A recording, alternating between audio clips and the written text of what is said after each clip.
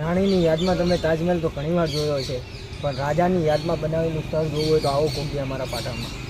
આપણે આવી ગયા છીએ. આપણે ટુરિસ્ટ જે રાણકી વાવ આજે આવે તેમનું આપણે ઇન્ટરવ્યૂ લેશું કે એમને કેવું લાગ્યું આપણું રાણકી વાવ, આપણું પાટણ. કેમ કે આપણે हरियाणा से, डिस्ट्रिक्ट हरियाणा है, हरियाणा से यहाँ आए वही बहुत बड़ी बात है हमारे लिए पाटन में आपका मोस्ट। જય માતાજી, જય દ્વારકાધીશ. આવી ગયા છીએ આપણે નવા વ્લોગ સાથે. આજે આપણે જવાનું છે રાણકી વાવ. તો આપણે નાહી ધોઈ તૈયાર થઈને નીકળી ગયા છીએ રાણકી વાવ જવા માટે. આપણા ભાઈ એવા સુખદેવસિંહ આજે પાટણ હતા, તો આપણે એમને ભાઈને લઈને આપણે નીકળી ગયા છીએ રાણકી વાવ બાજુ. બોર્ડ જોઈ શકો છો તમે, 1.5 કિલોમીટર રાણકી વાવ. અને આપણે ફાઇનલી પહોંચી ગયા છીએ રાણકી વાવના ગેટ ઉપર. અહીંયા આવીને આપણને ખબર પડી તો કે ઓનલાઈન ટિકિટનું ચાલુ કરી નાખ્યું છે ગવર્મેન્ટે. કેશ કાઉન્ટર બંધ થઈ ગયું છે. તો તમે ફેમિલી સાથે આવતા હોય તો પહેલેથી ટિકિટ કરાવજો, કેમ કે અહીંયા આવીને તમારો અડધો પોણો કલાક આરામથી બગડી શકે છે.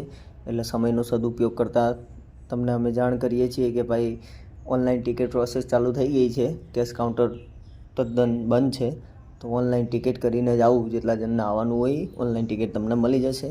જો આપણી થઈ ગઈ છે ટિકિટ કન્ફર્મ થઈ રહી છે આપણી ટિકિટ સ્કેન કરીને પછી જવા દેશે આપણને અંદર. બહુ જોરદાર સરકારનો વિચાર છે, કેમ કે કેશ કાઉન્ટર બંધ કરી અને ઓનલાઈન બધું કરી નાખવું એટલે વિચારધારા બહુ ઊંચી છે, બરાબર, બીજેપી સરકારની.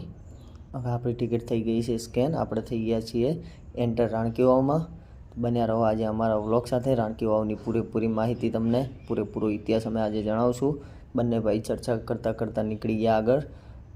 અને રાણકી વાવ એટલે રાણી ઉદયમતીનું 20 વર્ષની મહેનતથી બાંધકામ કરાવેલું બહુ જોરદાર શિલ્પકલા અને બહુ જોરદાર લોકેશન. આજે પણ જોઈને બે ઘડી તમારું દિલ ખુશ થઈ જાય કે શું બાંધકામ છે. આગળ જોયું તો વાનર સેના પણ આજે આવી ગઈ હતી રાણકી વાવનો ઇતિહાસ જાણવા માટે.